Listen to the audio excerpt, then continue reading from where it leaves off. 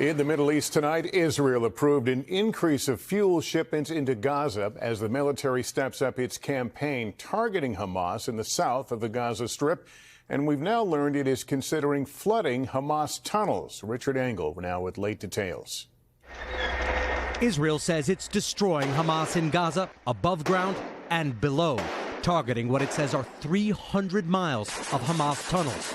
Military officials showed NBC News videos they say were taken in the northern Gaza city of Beit Hanun. A soldier points to a Hamas tunnel outside of a classroom. Israel has blown up some. Now, a U.S. official tells NBC News the Israeli military is exploring a new tactic, flooding the tunnels with seawater. Is that under consideration?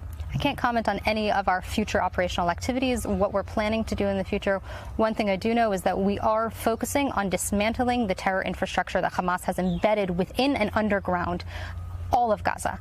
Some of Hamas's hostages may be inside those tunnels.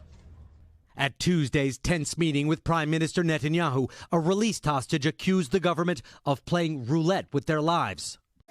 12-year-old Dua Atif and her family now live in tents near the Egyptian border. With other children, Dua walks barefoot to collect thorn bushes to burn for cooking, the thorns pricking their hands.